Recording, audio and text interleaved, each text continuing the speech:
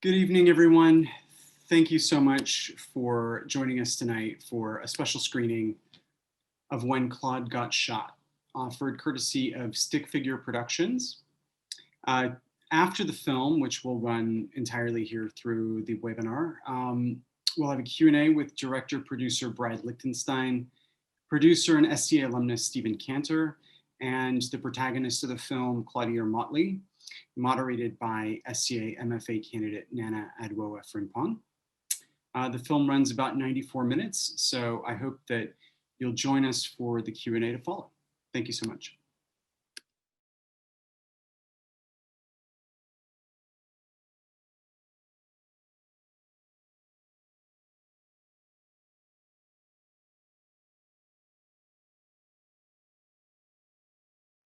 Hi, everyone. Welcome back. Thank you so much for joining us now for the Q&A. Let's see, it looks like we have everyone here, so feel free to turn on your cameras. We've got director Brad Lichtenstein. We've got the protagonist of the film, Claudiare Motley. Stephen Cantor's out there somewhere. Stephen, if you want to jump in, you're welcome to. And of course, Nana is going to moderate tonight. Always a very special evening when she's leading the conversation. So on that note, I'll turn it over to you, Nana, and I'll just hang back, and anyone who wants to ask a question, just please feel free to type it up and put it in the Q&A box at the bottom of your Zoom panel. Okay. Good evening, Mr. Lichtenstein and Mr. Motley. So nice to meet you both. Thank you. Yes. Hello. Thanks for being here. Thank you also for such a fantastic film.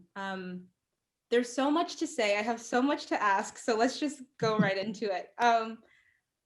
The film begins with you, Mr. Motley, detailing what happened the night that you were shot, but I'd like to go even further back and talk about your experiences of growing up as a Black boy and a Black man in Milwaukee. What were your understandings of segregation or even violence in your communities? Well, growing up when you're young, and obviously, when you talk about racism and anything, it's pretty much something that's taught to you. But when we were young, we were in a very mixed community at first. It was, my father was a foundry worker. My mother was a nurse's aide. We had pretty much the American thought process of trying to upscale our lives and move to that neighborhood. But also what hit our community was, I grew up during the crack situation, the crack epidemic, and our neighborhood fell apart. Everybody around. There was a lot more renters in the neighborhood. A lot of the concentration was just African Americans, and that's when you start seeing the education system went down. Everything just kind of fell apart during that time. So at that point in time, you really start growing up and going into that time, being a teenager during that time, you start seeing a lot of the concepts of profiling when it comes down to driving. You see a lot of concepts of, your friends and, getting into devious things such as, drug dealing or just criminal behavior. The draw, because what we don't understand is that when we brought in the crack epidemic, it brought in a certain economy into our neighborhoods. And that economy brought a foundation for people. People were supporting their families. People were using this to get clout within the neighborhood and things like that. So that was the example, and that's what I grew up with. And it was a big draw. And I'm not a perfect person, but I just was able to find my way through it. Where a lot of my friends fell, to the wayside during that time, and I've been blessed, So that's exactly how we grew up: violence, crack, and just trying to survive, but having goals, playing basketball. Yeah. Okay, so now fast forwarding many years later, many years later, you are sitting in your car and you are shot in your face. And I'm interested to know how, first of all, Mr. Lichtenstein, because we follow you maybe like a week after that happened. So how did we go from there to actually documenting it? Sure. First, I just want to say thank you to y'all for having us. It's really thrilling. And shout out to USC. My son is a freshman at USC in the cinema program and the business program. So we're Trojans all the way. Right on. So the simple answer to your question is that Claude and I have been friends for 18 years. And my son, who's a freshman and his son went to daycare together. That's how we met. We went to one of the, parent parties at daycare early in the semester and sat on little bitty chairs and had dinner together and got to know each other. And our whole families have been intertwined ever since. So, when the incident happened, it was summer, and the tradition for the Motley family since they left is to come back during the summer and to visit friends and family. And there's 5 Motleys that come. So they spread out over the city and stay with friends, stay with cousins. So in this case, obviously, Claude was staying with Scott, with his friend, because they were going to the reunion that weekend. And Sol was with us. And as you saw in the film, Claude didn't get a chance to notify anyone until the next day. So we were actually on our way to, we were actually at already the park near our house where, forever we've been going. And actually the same park where the reunion was, right? I think. It was. Yeah. It was. So yeah, we were just at Estabrook Park getting ready to throw the Frisbee and the football when I got the notification that Claude had been shot, and broke the news to Sol and connected Sol to one of his aunts, and they went off to the hospital. And then when Claude was released, he came over to our house, actually in the room that I'm sitting in right now, to recover. And we actually did not start filming right away. There happened to be a crew from Denmark. Excuse me, I'm just going to clear my throat once. Excuse me. There was a crew from Denmark that actually had wrapped a film about Claude's wife, about Kim, who you see in the movie, and her legal work in Afghanistan. And they reopened the shooting of their film because of this incident. And so they filmed the first scene, which was with the police officer, with Shannon Lewandowski at our house. And then shortly after that, Claude and I had a conversation about whether we should start following the story. That's my version. What's your version, Claude? That's very close to being accurate of how I remember. And let me go back. I just really real quick. Thank you for having me. I'm very new at this, so I got to get to the whole concept of doing those formalities. But thank you for having me. I'm so happy that you all enjoyed the movie. So. But yes, when it comes down to how things started, that was definitely, we, at that very moment that, when we got shot, and just my frustration about, the whole thing, because I realized immediately that it wasn't, because I didn't even think that the young man would get caught, but I knew that the rash of carjackings, my friends, I have 4 sisters that you saw in the movie, and they all carry guns, and it's just got to a point where everybody is on edge at all times. And I just knew that this is something that we need to address. And I felt that I was a person that could actually, I was brave enough to get in front of the camera to do and open up. I thought that this is something that needs to be told. I'm their son, I'm a Milwaukee son. And I'm trying to pave my way and show, what people can do that come from my situation. And I'm getting pulled back in that situation. So I thought that this was a definitely message, a time to go ahead and start to reach out to people and just say, let's change things. Mr. Motley, you are shown in real time. I mean, we see you in court, unable to make eye contact, at times in tears, in other moments in frustration. At one point, you even ask, what am I fighting? Who am I fighting?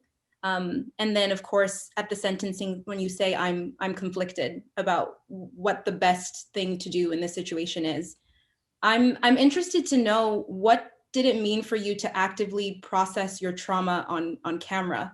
Like, what were the kinds of conversations that you had to have with Mr. Lichtenstein? And even for you, Mr. Lichtenstein, how were you asked to define and redefine your relationship with the camera, your own personal ethics in telling this story, and of course, like the friendship that you two have?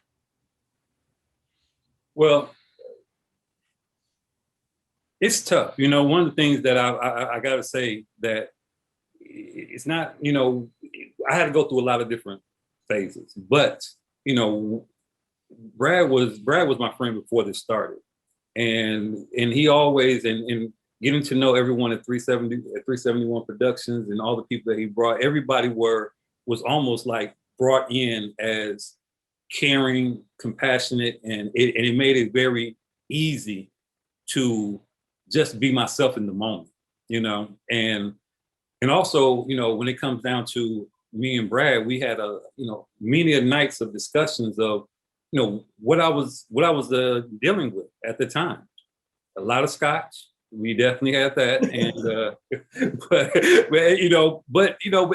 it was a lot of days that we had to really unwind and just kind of like, you know, did we see what we just saw? Did we go through? Did we have, you know, and just to, you know, unwind. But like I said before, I was also coming back home to Charlotte and going back up and forth with the case, and it was it was very difficult to do, and I would say that. And I don't know how Brad had to handle the whole situation, but I know it was difficult. I mean, I think the hard part that maybe was stressful on the relationship a little bit, and it was more internal. I mean, Claude and I had no problem talking about everything. We still have no problem talking about everything. And if we need a little scotch, it helps. But we, I think, you know, as a filmmaker, you have a certain approach to what's happening, which is story. You're thinking about story. And so I was a little bit more actively engaged with, you know, with the other participants, with Victoria and with Nathan and his family. And I think I probably saw before Claude the possibility that Claude and Nathan might connect. And, you know, there's a little bit of an interview in the film outside the metal detector when Claude is saying, like, I'm not really sure what I'm trying to do here anymore. I'm paraphrasing. You know, I think that was kind of a moment.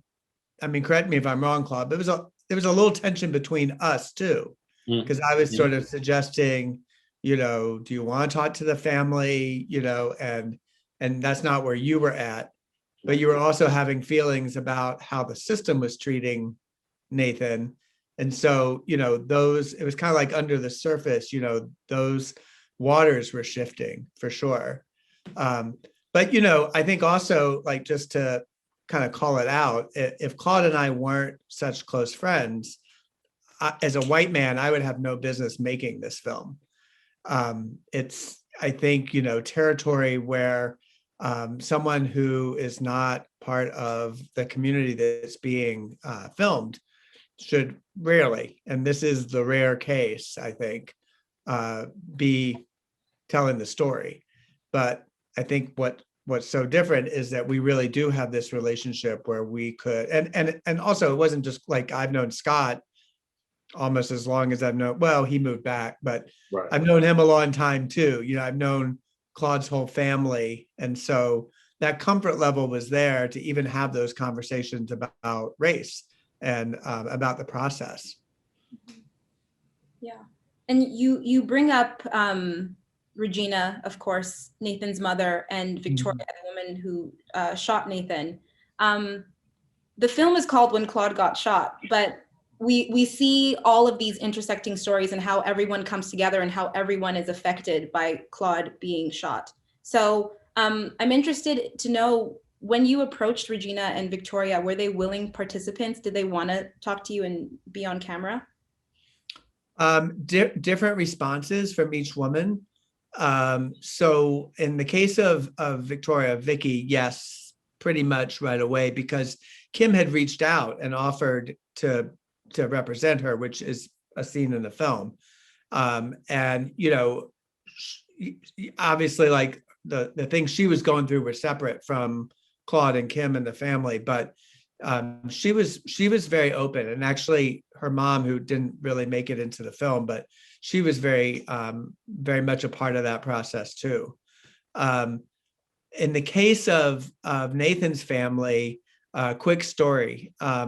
It took a lot longer to gain their trust, and really it was a kind of a slow process. I mean, we would see each other obviously at juvenile court, and there was a day when I was always trying to see if we could have a conversation, not be too aggressive, but try to create opportunities when we were in the waiting room. And one day we started really talking, and that opened up an opportunity. And then Nathan's stepdad came to visit me in Santana, my co-producer, at our office. And we talked. In fact, I think he might have come by twice. And we were actually making progress. And then a kind of a weird thing happened in the courtroom.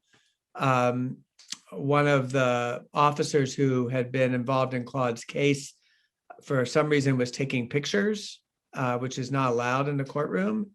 And the judge and the guard called her out, and she pointed to me as like an excuse and said I was doing it as backup for him.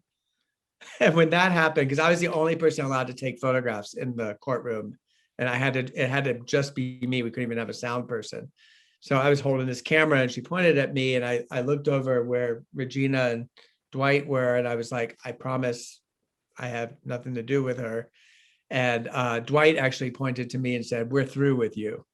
So I was back to square one, and I actually just left it alone for a while. And the truth is, at Christmas time, I reached out to Regina through a whole other circumstance. Dwight ended up in jail. It's not in the film. It wasn't really relevant to the film, but it was sort of, piling on tragedy. But in any case, I brought a poinsettia over to Regina's house, and just offered it in conversation. And that kind of led to a series of conversations. And about 3.5 years after the incident, she invited us to do an interview. And then, of course, that led to filming with Nathan as well. And I had visited Nathan in prison about 3 or 4 times, maybe 3 times leading up to that, that scene. And then after that scene, we came back for an interview, and actually Nathan looked so uncomfortable. I asked him if he was feeling okay about this interview, and he said he wasn't. And so we ended up just telling the crew, everybody, to pack up, and we left. So that was the last time that we filmed with him.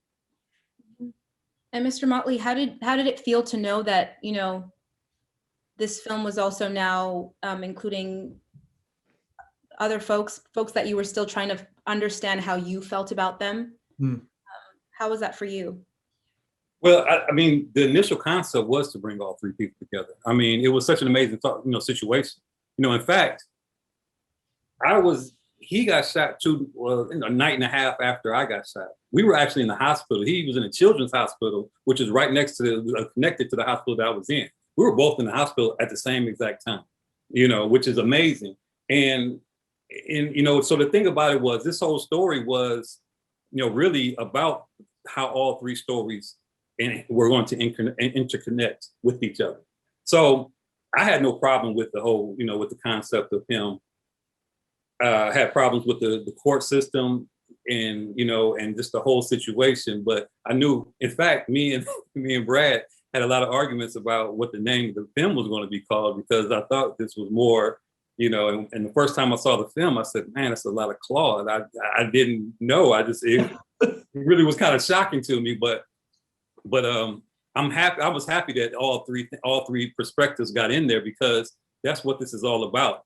This story is not just about a gun violence story. This story is about why a kid picked up a gun. This story is about where we're going wrong in our society, and putting this situation, this incubator of crime and frustration and anger and undeveloped dreams. Why is all this happening in this space? And so that's what this film is about. So that's, so to hear their stories just enriches the thought process of reaching people and understanding that, there's a lot of things that we need to do to make things better.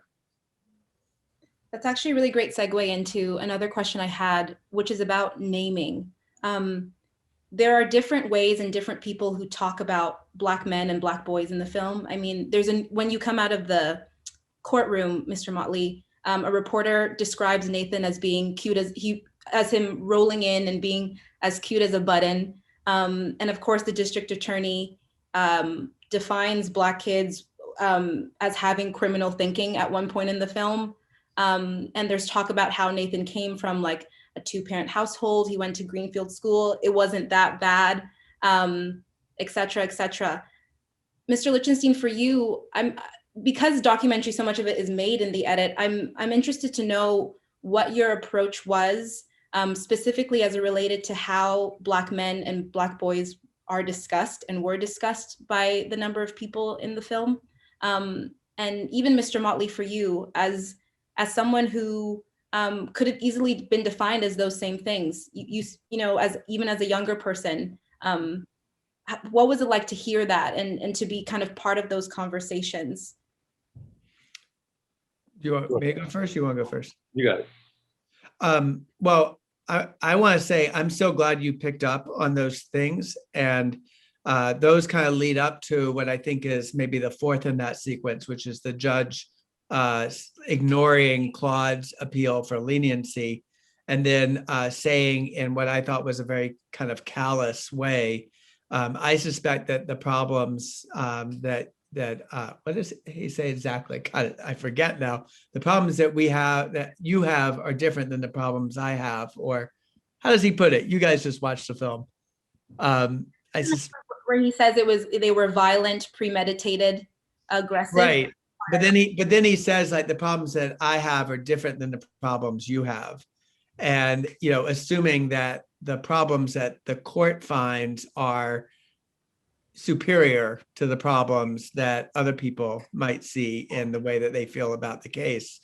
And it was sort of, you know, earlier when I was in juvenile court and just, you know, standing there outside because we'd always have to wait, you know, until the case was tried, that I just noted, I mean, was heard, I would always notice how so much of the authorities in the system are white, whether it's the public defenders, the judges, you know, the DAs, the assistant DAs, and so many of the defendants who were there were Black.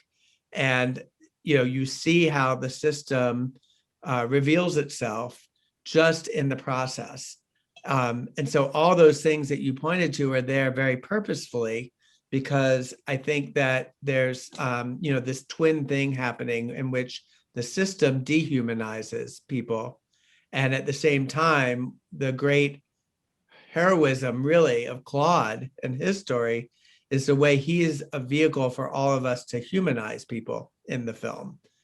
I mean, with the deepest humanization being the way that Claude comes to see Nathan, and comes to see Nathan as, you know, a child not dissimilar from his own children. And, you know, that's all done because, you know, the film didn't really offer an opportunity to, you know, have like a didactic moment about systemic racism. But what I hope is that in the way that you're seeing the structure of the scenes and the things that people say, that comes to the surface.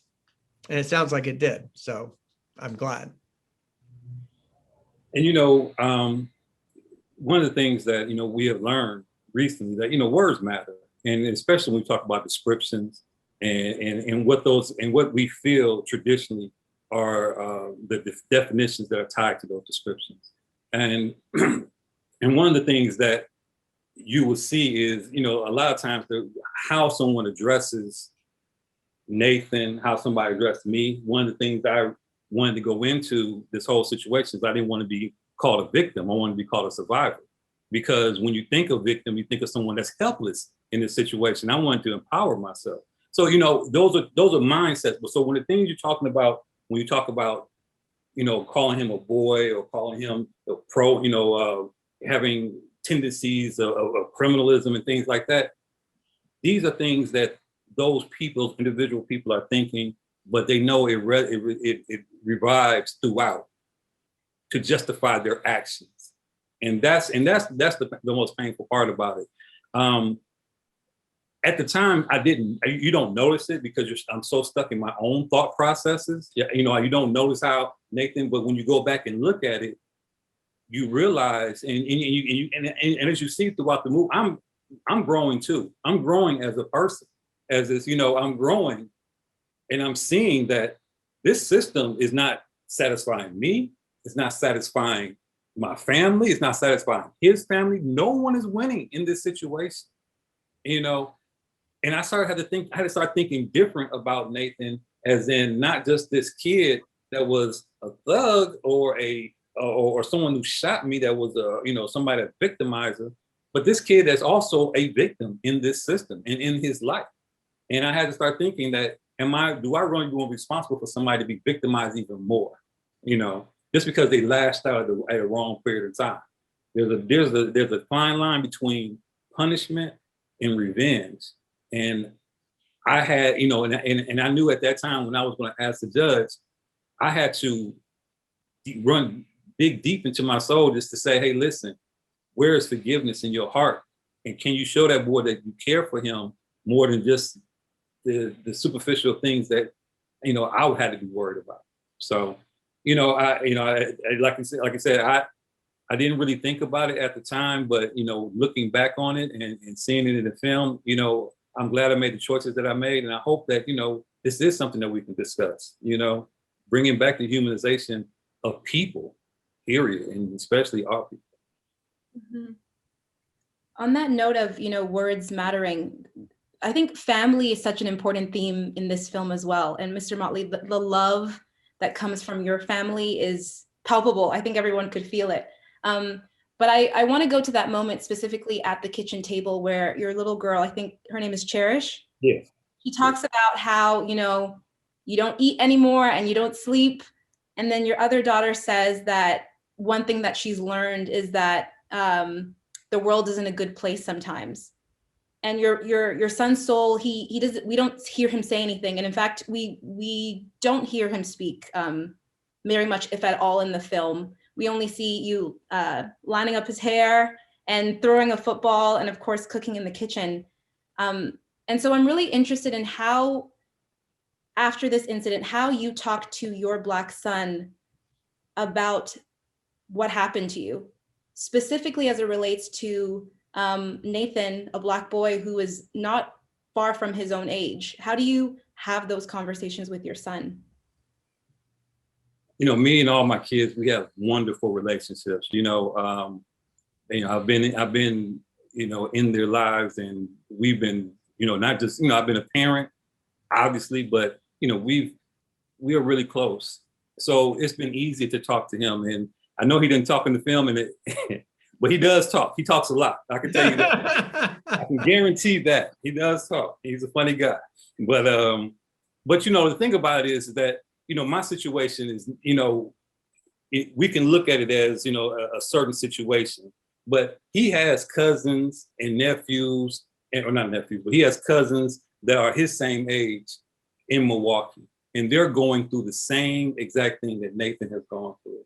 So the discussion of, you know, of making mistakes, you know, looking at situations and trying to analyze them, seeing their mistakes, seeing Nathan's mistakes, and trying to internalize that so that he doesn't make those same mistakes of the things that I continue to talk to him about.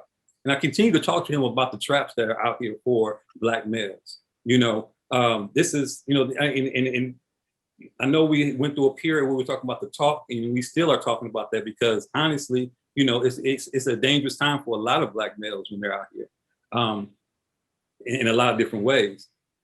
But, you know, the thing about it is that I also don't want to make it so bleak. I want to give him hope, and I want to give him goals to strive for, to know that he can achieve these things. And he doesn't have to be, you know, he has to have compassion, empathy, but he also has to have, you know, something to strive for. And these are the conversations that we continue to have, you know. And right now, like I said, he just finished his first year at UNCC, and unfortunately he had to do the whole year in his bedroom. But, you know, he still has a 3-point average. And I mean, I cannot be more proud of the person that he is right now. amazing to hear. I just want to say Soul does talk in the outtakes. we had him in the barber chair talking to it's Rodney, right? Yeah, Rodney.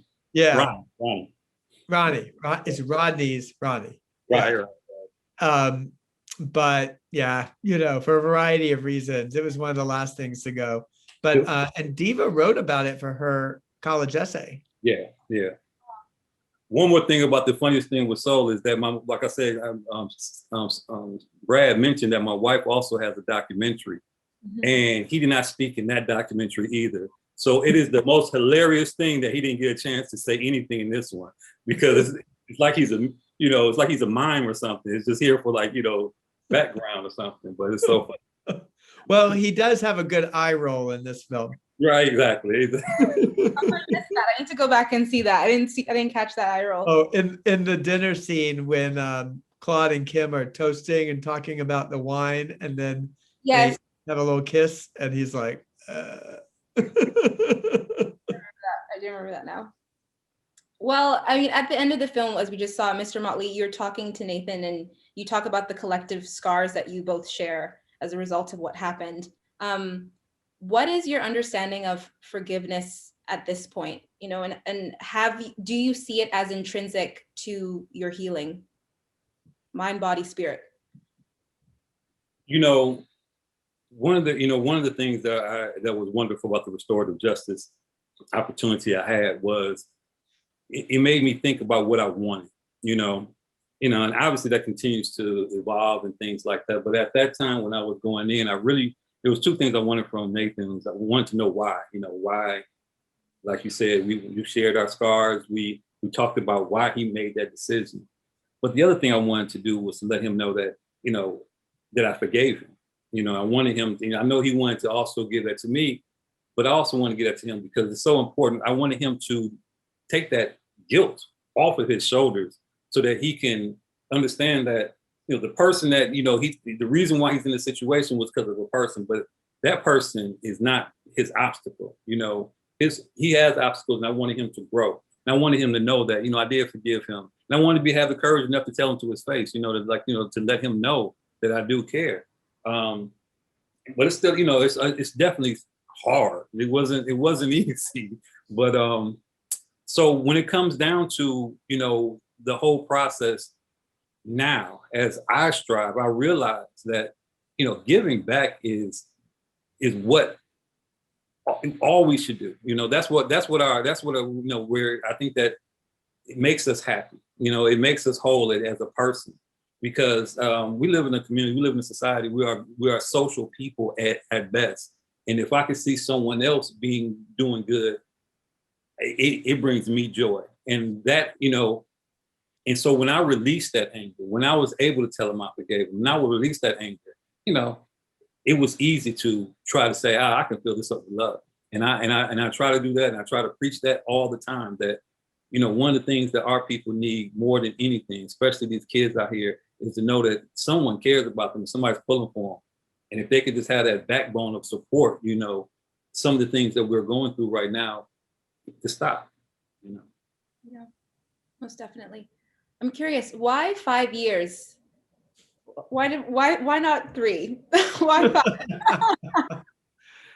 5?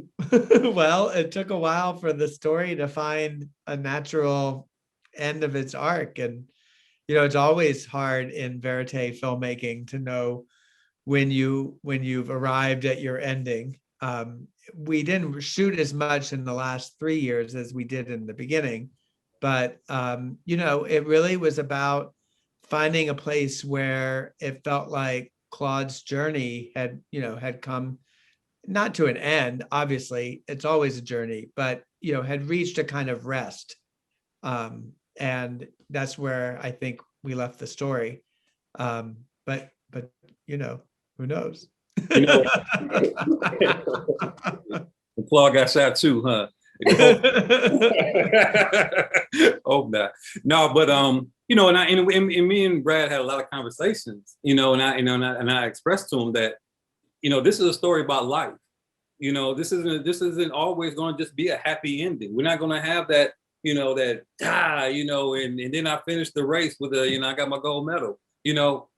Life continues on. We never know where it takes us. And so, at this point in time, I thought that a good point is to know that I'm okay. And we're still pushing forward to be better people. We still got something to prove. We still got something to strive for. And I think that all three of us, me, Vicky, and Nathan, we're still living life and going through everything that it gives us, and trying to be the best people we can be. For sure. And what of Vicky? What of Nathan at this point, or Mr. Motley, your relationship with Nathan, and of course the bar exam? What of all those things? Okay. We're making our way. I know Brad will probably have a lot more about Nathan. The last I heard that, he's still, he's doing his time, and I know he wanted to, do his time. And the thing about it is that when you're in that situation, there's not a lot to think about. There's not a lot of stimulation. So, I hope that he's doing the best. I haven't heard from Nathan at the same time, but, like I said in the movie, and like I always will feel, there's a door open if he ever wants to reach out, or, if we ever cross paths, that, we can definitely, try to see how, that would develop. As for the bar exam, the bags under my eyes and the dark circles or whatever shows that I'm in the midst of studying. I'm going to be taking it in July. And so I've been putting in 8-hour days trying to get this together. So, I'm in a better place mentally. I was doing a lot of pushing, and that's one of the things that I had to step back, and kind of relax a little bit, because I just wanted it so much. And sometimes when you want something, you push too hard, and as I said in the movie, I wasn't taking care of myself. But now I feel a little more relaxed. I've been working on this. There's a lot of other things going on. So it's not just my main focus is a lot, with our law firm and things like that. So, and this, it helps a lot. So that's where I'm at. And I'm not sure, Brad can probably speak more about Vicky also. Sure. Yeah, no, Vicky's in a great place. I actually was texting with her today. She, so there's a whole thing that happened that also didn't matter to the movie, but she had a crazy tragedy, which is during a cesarean section, the surgeon or the doctor nicked her bowel, and they didn't realize it till later. So she got very sick for a long time. In fact, at one point we thought we were going to lose Vicky. And I'll never forget, Santana and I visited her when she was finally recovering, and I asked her what she wanted. She wanted a corned beef sandwich from Jake's, Claude. She had no business eating. She barely touched, but I think she just wanted to smell it. But she's come a long way, and she's actually now getting her master's in nursing. She's ready to go back. So she's in a much better place, and her kids have grown up, and her oldest son is just a total wonderful nerd who's like, totally coding and an A+ student. And, I think he'll be I think he's just finished his sophomore or freshman year. So he'll either be a sophomore or junior. And Nathan is just wanting to keep his head down and do time. I'm in touch with him through his mom, but not directly. And Regina and I have been talking more than ever, actually, lately. And we shared with her actually a panel that we did for South by Southwest. And she texted me today about it and said how she managed to watch it. She had to stop and start it 3 times, but she really appreciated the way that she was talked about and the way Nathan was talked about. And my hope is that there'll be an opportunity for her to talk with audiences, as well as Nathan's grandmother, who actually is a former corrections officer and a former parole officer. So she gets the system, and she's also had this, obviously, personal experience. So, all those relationships continue to evolve. Yes, most definitely. I'm going to ask you one more question, but everybody put your questions in the Q&A box so we can ask them. I see a few there, yeah. There are a few already, but keep putting them in. I would just love Ooh, I'm remembering. I would love to know what you two love about Milwaukee. You know, Mr. Lichtenstein, I know you still live there, and Claude, Mr. Motley, you You can say Claude. You can Claude. You say Claude. You Claude. You can say Brad too. Although I'm impressed with how many times you pronounce Lichtenstein. Right. I know, Lichtenstein. But Mr. Motley, you also talk about the film, how you've moved away, but you know, Milwaukee will always be home. It's always where you feel the most connected. So what do you love about that city so much? Well, all my family and friends are there. All my, I still, when I said I was going to my class reunion, about 30 of us talk almost every single day in a chat.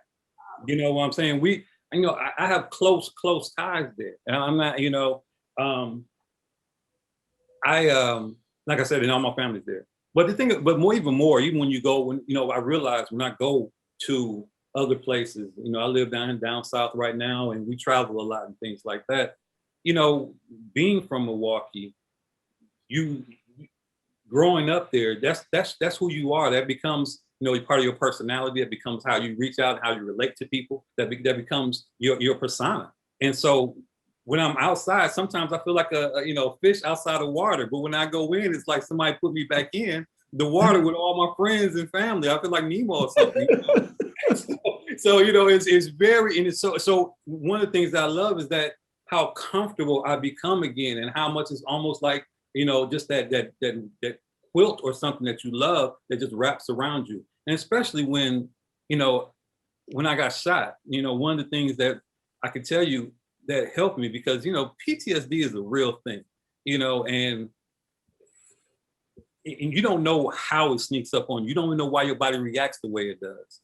And one of the things that I tell my guys all the time, but they came and got me, like, and I'm sitting here swole. I have stitches in my neck. And they said, listen, man, we about to bring you out. You got to get out. You can't be sitting up in this house. And they came and got me, and they took me to a basketball game where I knew the two coaches. I knew a lot of families and friends. That was people up in there. It was a benefit basketball game. And they don't even know I was PTSD. It was kicking in. I'm standing behind them like, hi, because I just didn't want people to be close to me. But that really allowed me to, people came up to me, and like I said, at that point in time, I got a big Milwaukee hug. And, and they would come in, they was like, I heard about your story. I saw you on the news, this, that, and it was so comforting, and that's when I realized that, I'm home. This is my home, and this is what I got to fight for. Okay, we are going to go to the questions in the Q&A box. The first question I'm going to ask is from one of my students, Sophia, and she asks, how do you feel like creating/participating in the documentary has affected or changed your lives?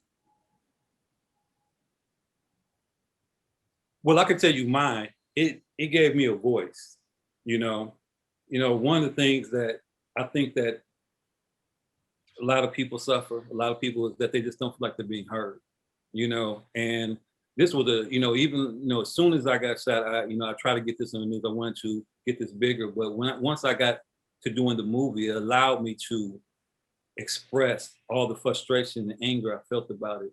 So, but it also allowed me to get rid of that. It made me realize how destructive it was and how I could become a better person from it. And that's what it changed my life in a way that, it allowed me to have a little introspective thought process to become a better person. I think for me, it was, I had never known anyone this close to me who'd been shot. And to the extent that I knew people who'd been shot, honestly, it was more, through documentary work than, as you know, gun violence affects Black men more than any other group in the United States. The second most affected group is older white men who take their own lives with guns. And that's the closest that I've been, is that on my wife's side of the family, we had someone who killed himself when an older white man. And, Milwaukee is so intensely segregated. Like, I moved here from Brooklyn, and it was a shocker to move to Milwaukee. And, I think Claude actually played a huge role in my life for me, I would say, like, getting back to normal, of being able to move in and out of different communities, the way that I was so used to in New York. And, making this film and discovering how people feel about gun violence really opened my eyes. Like, for instance, it's not in the film, but I remember, there was a guy Claude knew, who he saw in the hospital parking lot one day when he was going for one of his appointments. And he's like, oh yeah, I was shot just whatever it was, like 4 weeks ago. And somebody else in his family had been shot. And, Claude like turns to me and he's like, that's the thing. Like, it's not a big deal. Everybody's getting shot. And then you think how messed up that is. So, that was a lot of, we talked about this a lot, it was a lot of conversations to really, it's one thing to make a film, you can put your lens on anything, but it's another to really sort of absorb what you're experiencing and to feel it. And I think, that was probably the most profound, in like a big sense. In a little sense, I will just say that the first time I met Regina, or not met her, but the first time she invited me in her home, and we sat and we talked for a while, and there was such an emptiness in her home because of the absence of Nathan. And when I left, my son too is basically Nathan's age, and I drove about 2 blocks, and then I just lost my shit and pulled over and just cried my eyes out. And I've never forgotten that feeling. I can feel it right this second. Our next question is from Natalie Gibson. And she asks, which part of the film was the hardest to film emotionally? And I'll even extend that question. Mr. Lichtenstein, was there a hardest sequence to edit? Oh, that's interesting. I think the editing was harder, to be honest.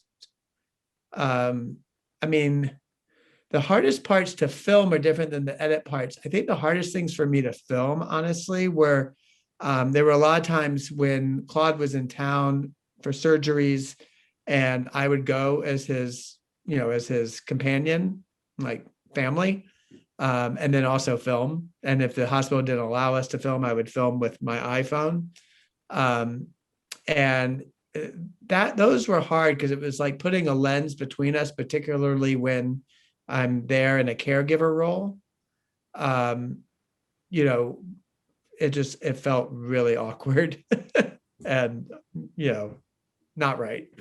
But editing, I think there were a couple of parts, emotionally, but I think a lot of it is like the raw footage of you, Claude, when you're in pain, and having to watch that footage kind of over and over. You see your friend who's in physical pain, and then you're like making editing choices, like, how it is. You're like, we'll work with that grimace, and then we'll that also was there was a lot of cognitive dissonance with being so close to Claude.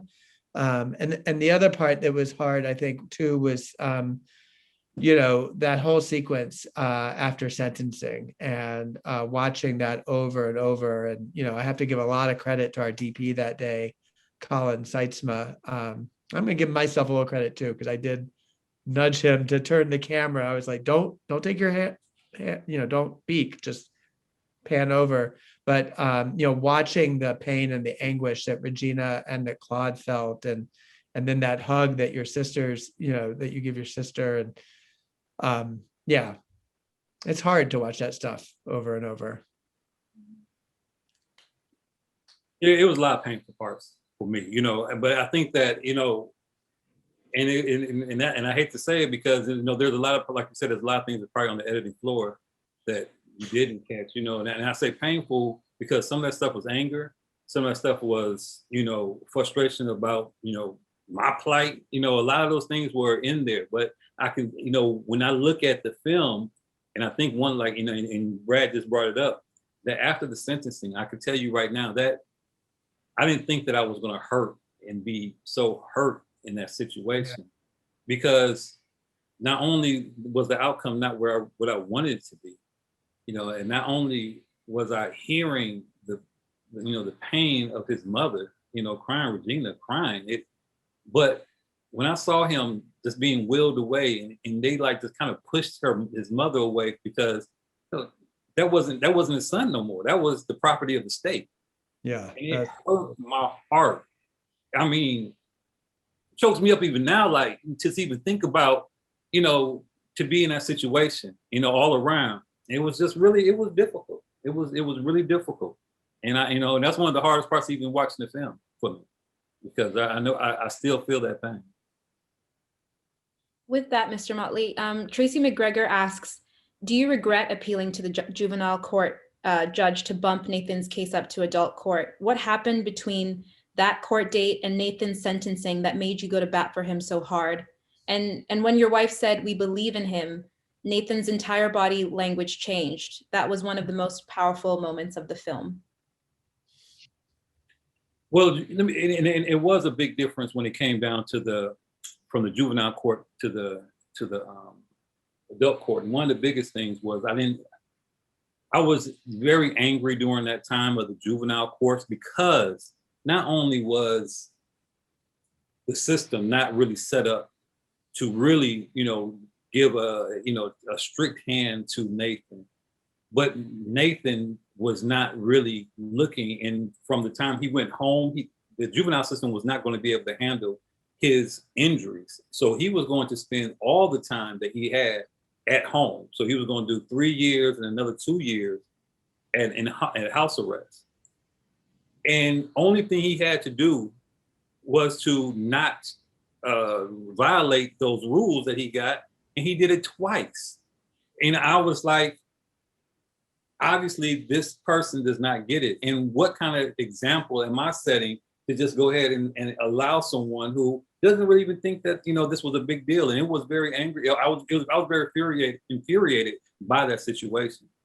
Once we, you know, asked for him to get to adult court, that whole situation changed. And now we're thinking about, he's talking about real time, and we're talking about our responsibility of what we want for him. What are we talking about? If we wanted him to move there, then what do we want as a punishment? And that was in our mindset. So I did flip, and I did feel a lot of responsibility when it came down to asking. And I do not regret at one moment. You know, the only thing I regret is that I wasn't listened to. You know, that's my biggest regret, because, you know, at one point in time, he understands now, but he has another 6-7 years to go. You know, what are we doing? So, I don't have any problem with it. And I wish that he would have got just that 5 years. And Wisconsin is a truth in sentencing state, which means there's no possibility of parole.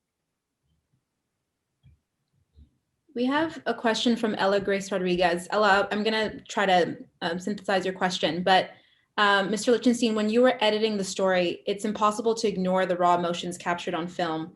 How did you cope with making sure that you did not become numb to the humanity and grief captured in the film, and rather focus on capturing the emotional grief in the film? And Ella goes on to ask, you know, to what extent did you see your mental health develop or fluctuate in the editing process, or even watching it?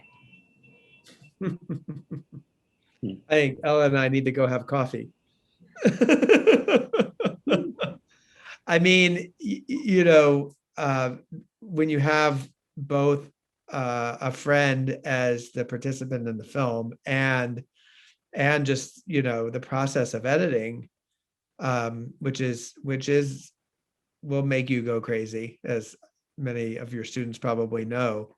I had to take breaks, and you know, there were periods where I just felt like I needed to step back, not look at anything for a little while. I mean, you're on a clock too, because the budget doesn't build in breaks. So, it was more Michelle Chang, who is our amazing editor. There would be times when I would just say, I just don't want to look at anything for a week, work on these sequences that we're working on, and I'll come back and look at it. I think the place also where that I really felt like I had no perspective was the scene about the bills. And, I mean, that was one of those places where I also, the cognitive dissonance was really there, because as a filmmaker, there's a period where Claude asked us to turn off the camera, and we did, and then we turned it back on later, and he and Kim were okay with that. And so, like, that's my filmmaker instinct, is if you don't capture it, then it'll never be in the film. But even while we were doing it, I know them so well.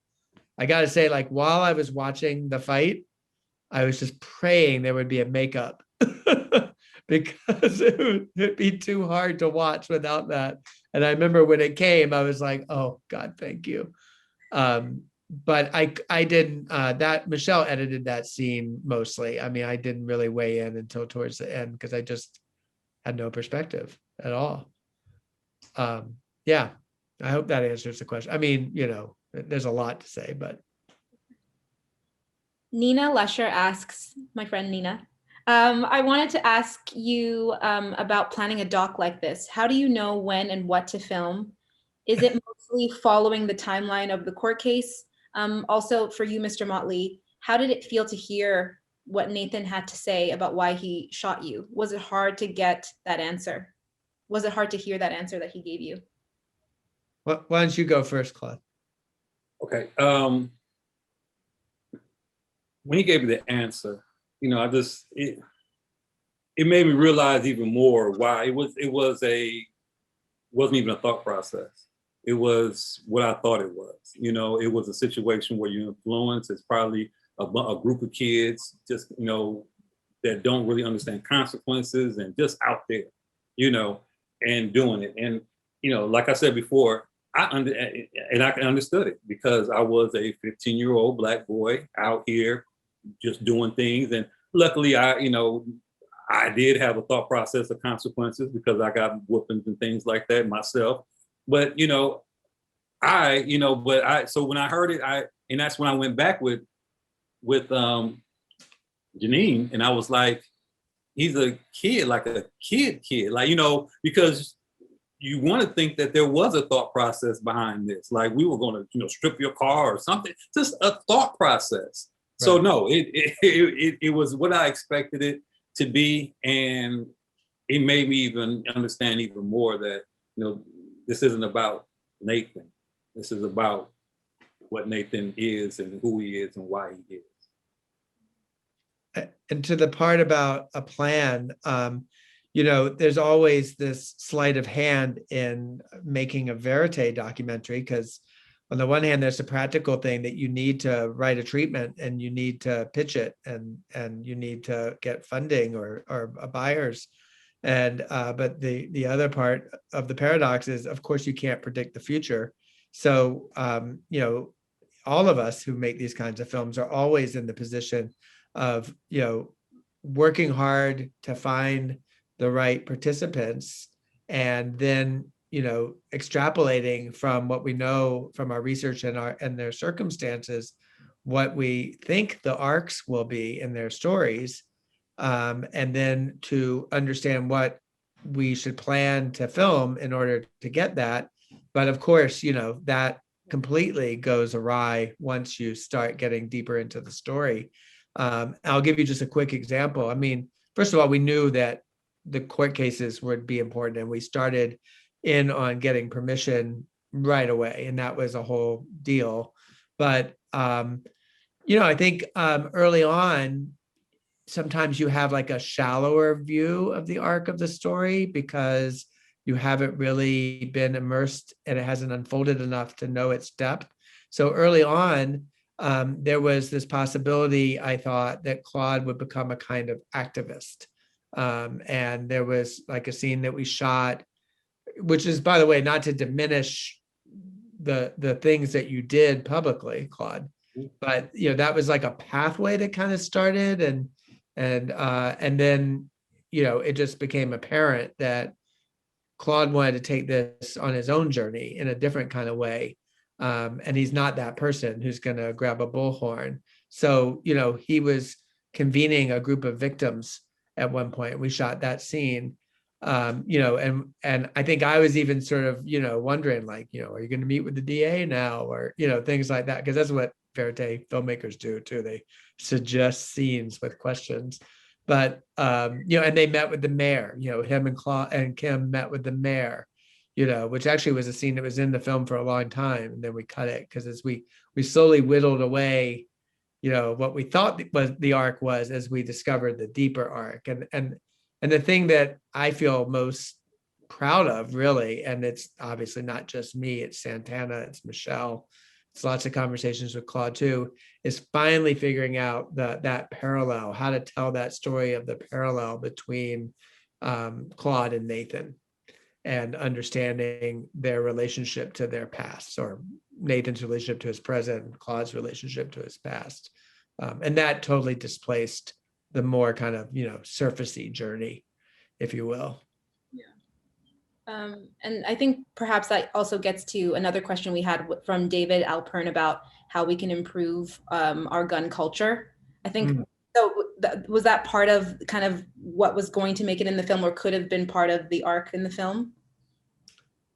Not, I mean, the arc I was speaking of is more a kind of victims' rights arc, Okay. Yeah, I mean, I can speak to that question, but I don't know, Claude, do you want to?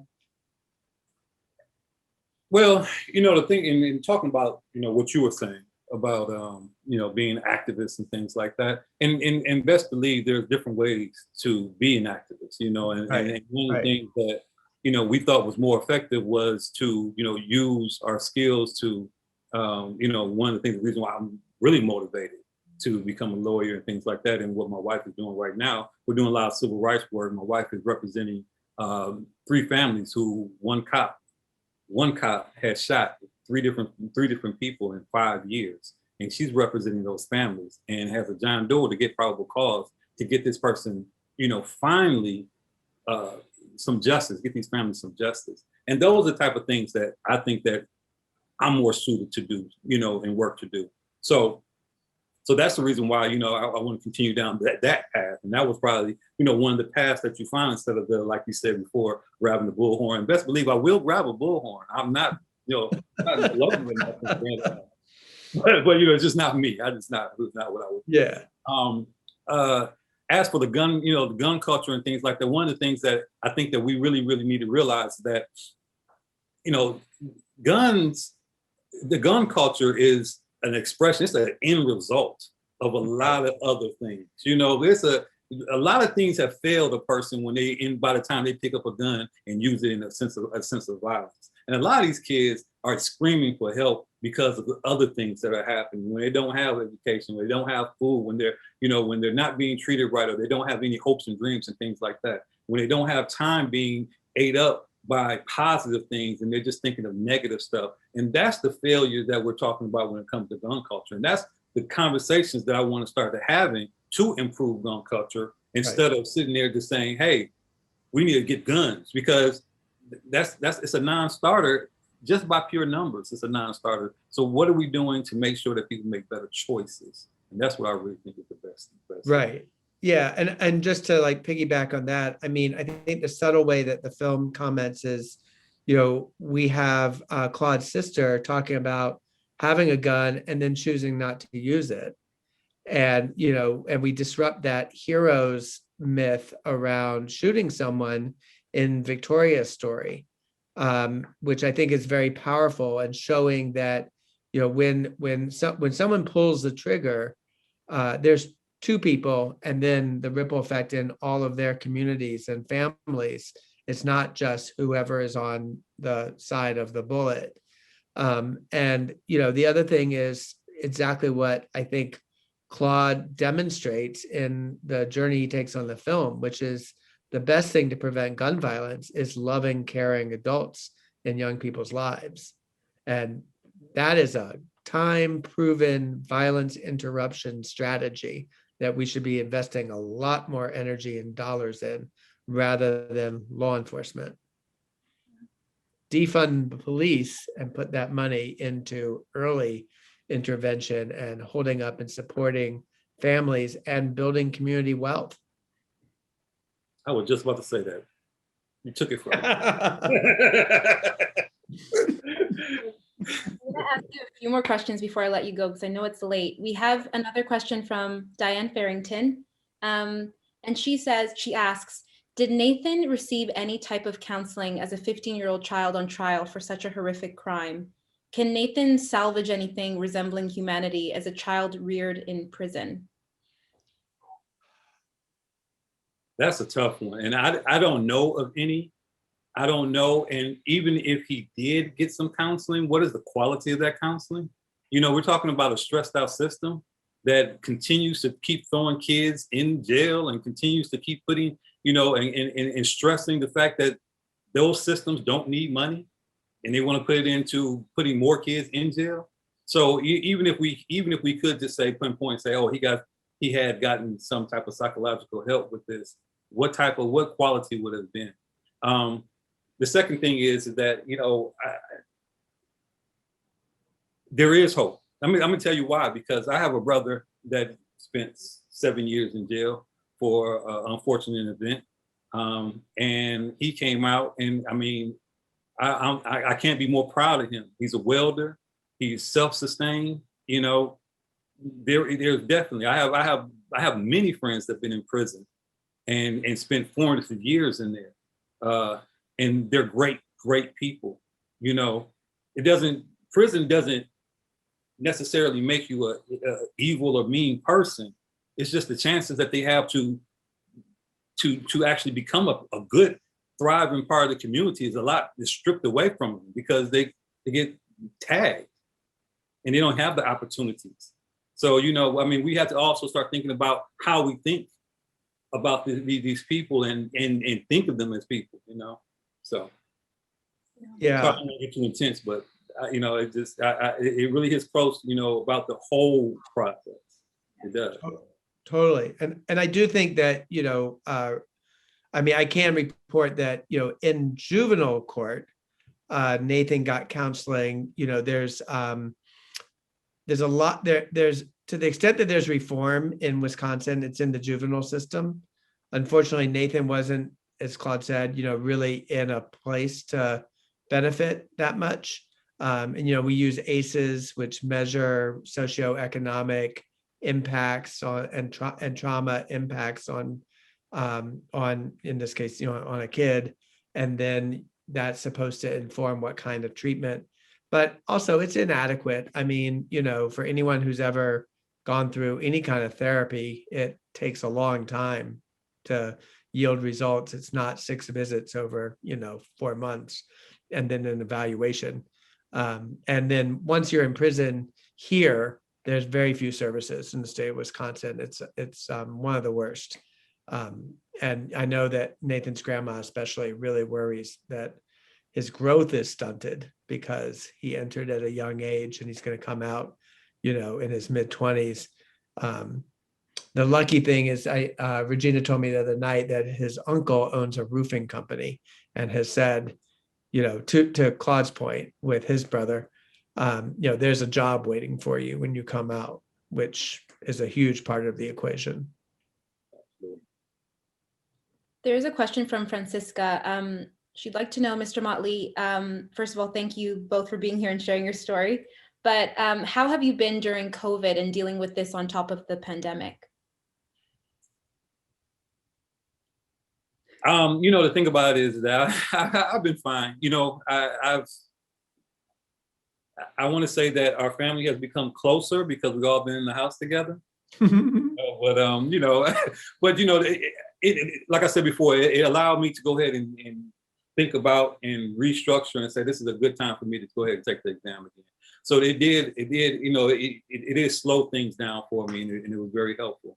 One of the things that, and I hope everyone is thinking about taking the vaccine, one of the things that frustrates you, because I've been on Twitter and doing all the stuff that I'm not supposed to do, but the pandemic was definitely a struggle, just all the information that we were getting, especially to talk to my kids and talk to my kids' friends and things like that. But I'm just happy that we're all trying to turn this corner and become, and get things back to normal. And I pass this down. Natalie Gibson wants to know, what do you hope your film will do, or who it will inspire?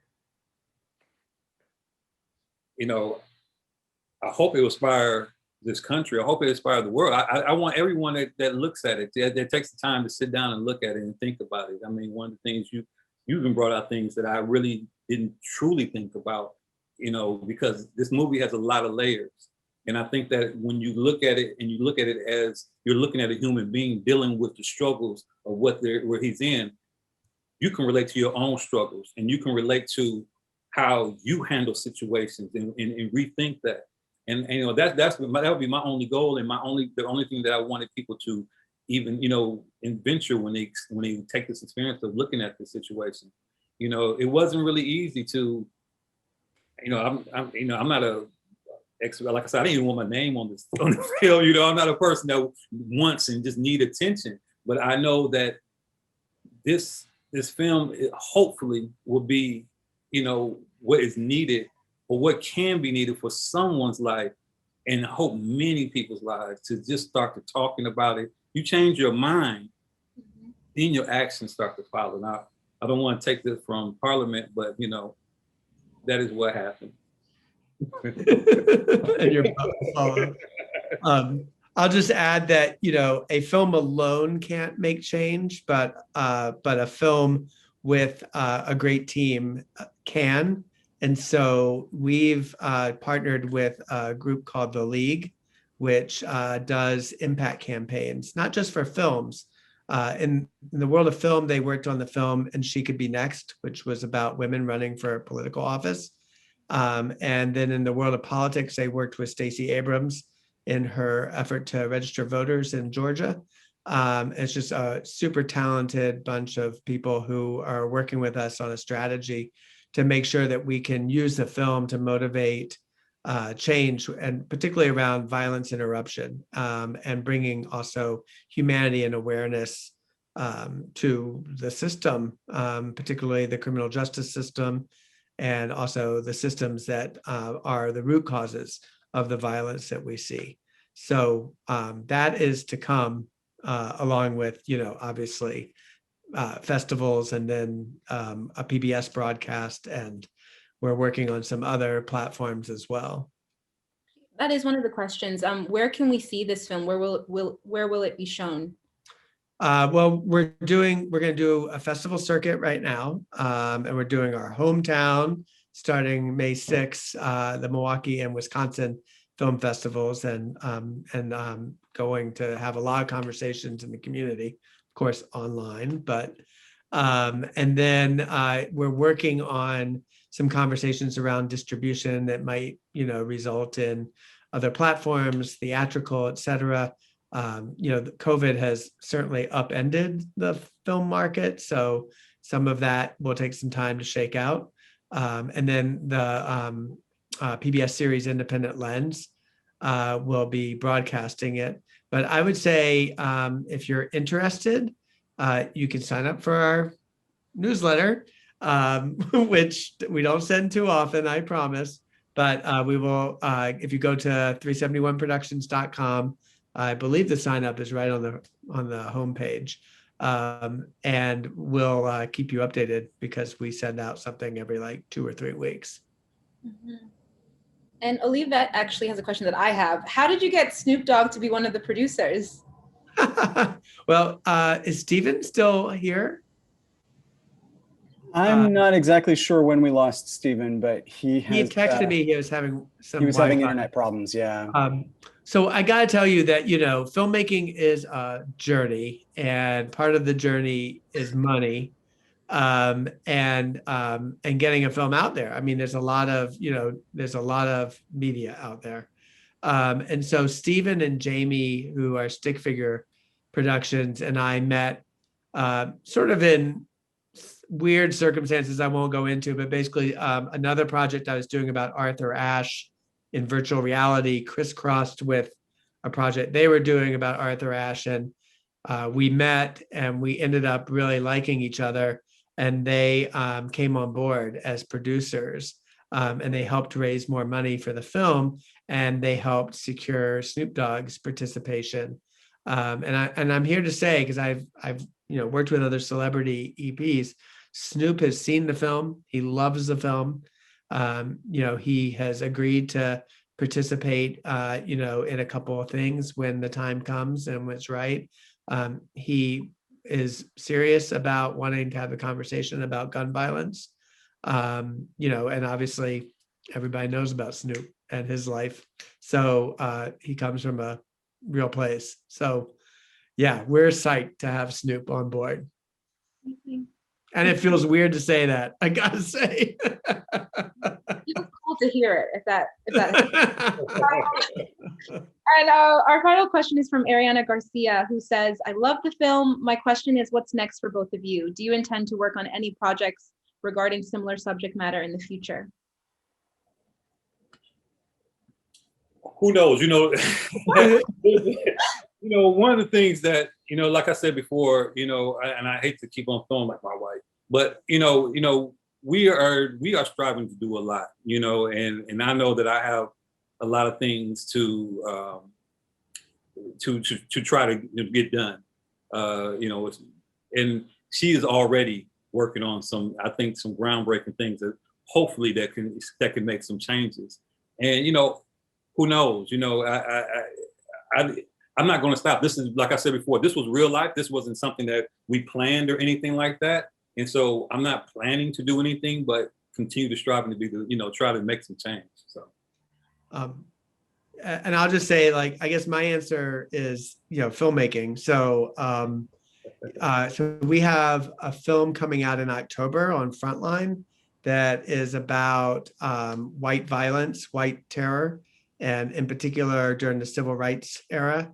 So people might have heard of the Emmett Till Act, which was supposed to authorize funds for the FBI to reopen probably over 5,000 cases, but only about 130 made the list. And we tell the story of one of those murders in Natchez, Mississippi that went unsolved twice, both in the 60s and then when the FBI reopened the case in the 2000s. And in some ways, it's a very similar subject. The root causes of that violence and this violence are very closely related. And then we have another film that's kind of unrelated, but then we Kim Motley, so the Motley Lichtenstein duo, trio, whatever we are, is Right. at it again. And so we're involved in a film that, and it's early on, but we'll tell the story of what happened in Kenosha, Wisconsin, when the police shot Jacob Blake 7 times in the back. And when the community, rose up, Kyle Rittenhouse, a young man who felt it was his duty to answer the call of a white militia, ended up shooting and killing, shot 3 people, killed 2 of them. And we're in the midst of starting to work on that story. And particularly with a focus on, by the way, I should mention Yoruba Richin is my co-director on American Reckoning on the Frontline. And on this one, Kim and I are conspiring on how to tell the story, but we really want to link the relationships between white supremacy, white violence, and law enforcement. And there's a lot of linkages in the Kenosha story. Important work. Thank you both so much for being here and for the generosity of your answers. I so loved watching the film, and getting to speak to you is like an additional prize. So thank you so much for your time. Thank you. It was really fun. Yes, it was. Thank you. This has really been fantastic. And I guess I should use this moment to also say that Stephen has another film, and we're going to be screening it here this time next week, Twyla Moves. So about Twyla Tharp. So I hope Great you film. guys will come back for that as well. Thank you all so much. This was a really phenomenal conversation, and I'm so glad that we got to share it with everyone tonight. Great. Thank you. Thanks, students. Good night. Bye-bye. Have a good night.